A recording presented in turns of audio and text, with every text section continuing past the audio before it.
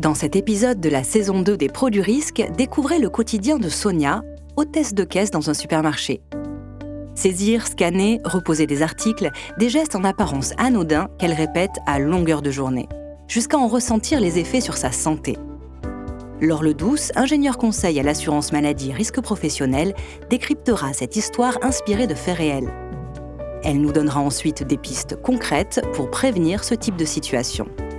Nous vous souhaitons une bonne écoute. « 2h48 du matin. Encore une insomnie. Sonia soupire. Allongée dans son lit, elle fixe le plafond. Des fourmillements lui traversent la main droite et elle sent la douleur remonter jusqu'au coude. Elle se masse la paume en pensant au réveil qui sonnera dans 3 heures. Encore une longue journée en perspective. Dès 8 heures, Sonia, hôtesse de caisse dans un supermarché, sera à son poste. Elle fera bonne figure malgré la fatigue. Au programme de la journée, accueillir les clients, enchaîner les passages en caisse, manipuler les articles, encaisser et rendre la monnaie avec précision. Sonia travaille dans ce magasin depuis 15 ans. Avec une pointe de fierté, elle peut retrouver sur sa caisse le code d'identification d'un fruit ou d'un légume en un clin d'œil. Une vraie mémoire de championne. Grâce à son expérience, c'est souvent elle qui forme les nouvelles recrues, leur apprend à scanner ou à peser les articles, à utiliser la caisse ou à garder le sourire face aux clients impatients.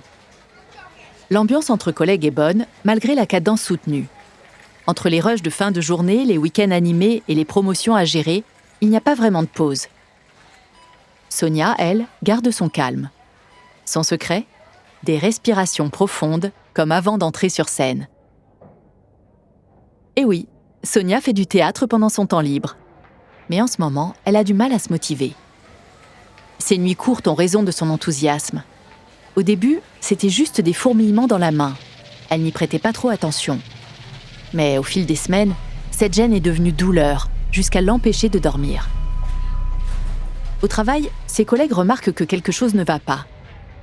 Sonia s'agace plus facilement, semble moins concentrée, scanne parfois 2 fois le même article ou oublie de demander la carte de fidélité, du jamais vu. Finalement, Sonia passe la mauvaise nuit de trop. Le lendemain matin, elle se lève épuisée, mais décidée à consulter. Après un examen clinique, son médecin traitant diagnostique un syndrome du canal carpien. Il lui prescrit une orthèse du poignet et des antalgiques pour atténuer les douleurs. Quelques jours plus tard, elle sent un léger mieux, mais les engourdissements subsistent. Elle n'est pas du genre à se décourager trop vite. Elle persiste, se disant que les effets finiront par se faire sentir. Mais les douleurs sont tenaces. Sonia retourne voir son médecin. Il lui prescrit cette fois un électroneuromyogramme qui confirme une atteinte de son nerf médian, puis l'adresse à un rhumatologue. Rendez-vous fixé avec ce spécialiste pour une injection de corticoïdes au niveau du poignet. Après quelques jours, Sonia revit. Les fourmillements ont disparu et elle retrouve un sommeil paisible. 2 mois passent et les engourdissements refont surface. Sonia est dépitée. Elle qui pensait s'être débarrassée des douleurs pour de bon. C'est à ce moment-là que tombe sa visite d'information et de prévention avec un professionnel de santé du travail. Sonia ne le sait pas encore, mais cette visite est ce dont elle a besoin. Le médecin du travail fait rapidement le lien entre ses douleurs et son travail à la caisse. Les gestes répétitifs, les mouvements de rotation du poignet, le port d'articles lourds. Sonia comprend alors que dans son cas, le syndrome du canal carpien est lié à son activité professionnelle. Le médecin lui propose une étude ergonomique de son poste et lui parle du traitement chirurgical envisageable. Il l'informe également de la possibilité d'engager des démarches auprès de sa caisse primaire d'assurance maladie pour faire reconnaître sa pathologie en maladie professionnelle. Finalement, après plusieurs infiltrations sans effet, Sonia se fait à l'idée de cette opération. L'intervention durera 10 minutes et les effets seront, paraît-il, quasi immédiats. Et c'est vrai. Sonia est agréablement surprise.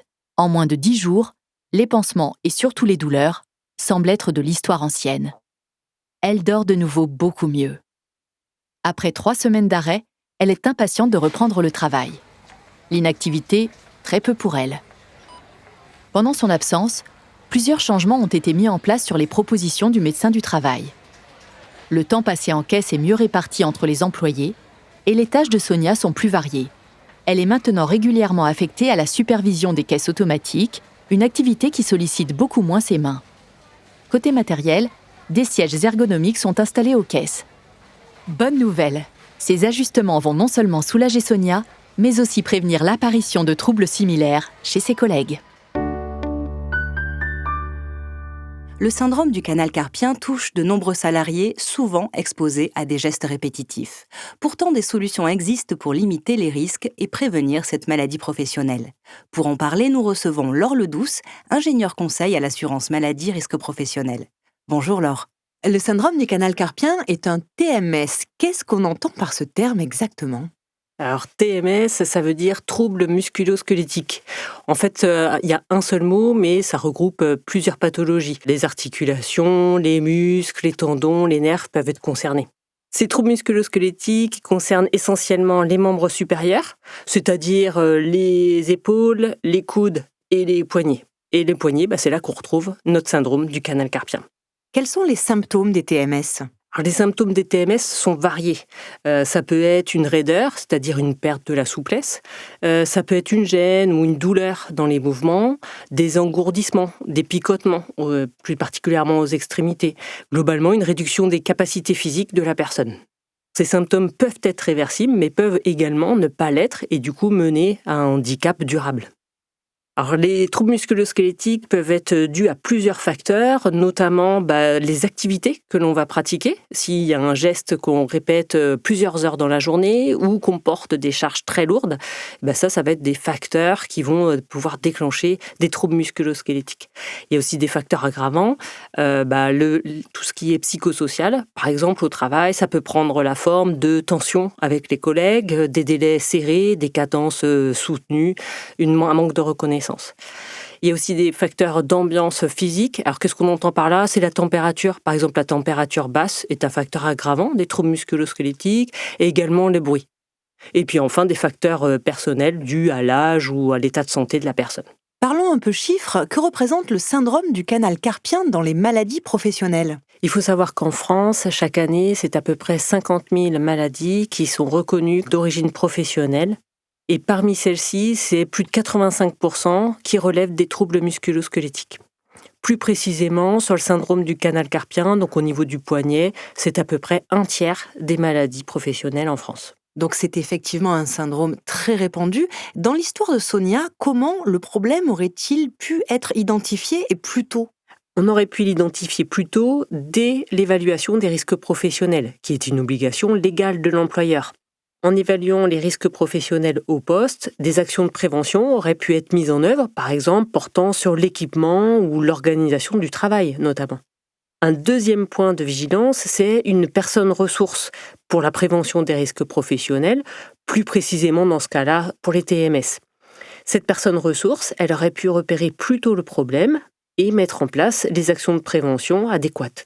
Et la sensibilisation de Sonia et de ses collègues pour repérer au plus tôt les signes des troubles musculo-squelettiques. Dans un cas comme celui-ci, comment les entreprises peuvent-elles être accompagnées pour mettre en place des actions de prévention des TMS ? L'assurance maladie risque professionnel s'est saisie du sujet de la prévention des TMS et pour cela a développé toute une offre de services pour aider les entreprises à structurer une démarche de prévention. Il y a notamment des outils de méthodologie, par exemple pour accompagner les entreprises à diagnostiquer leur situation de travail, les analyser, les orienter vers des prestataires compétents pour les accompagner dans la démarche et également des aides financières. Dans quel cas ces aides financières peuvent être demandées ? L'assurance maladie risque professionnel propose aux entreprises différentes aides financières pour prévenir les troubles musculo-squelettiques. Ils peuvent financer notamment la formation, l'achat d'équipements, le recours à des prestataires tels que des ergonomes ou des aménagements de poste. Si vous voulez en savoir plus sur les conditions d'éligibilité et ce qui peut être financé avec ces aides financières, rendez-vous sur Amélie Entreprise. Peut-être un dernier mot, Laure ? Pour finir, à travers l'exemple de Sonia, on a vu les conséquences humaines des troubles musculo-squelettiques. Il y a aussi des conséquences financières. Donc prévenir les troubles musculo-squelettiques, c'est également gagner en performance pour l'entreprise. Laure Ledouce, merci pour toutes ces informations. Les risques professionnels concernent tout le monde. Alors pour aller plus loin, je vous invite à découvrir les autres épisodes des Pros du risque et à consulter la rubrique Entreprise sur amélie.fr. L'assurance maladie risque professionnel, des solutions de prévention pour les pros.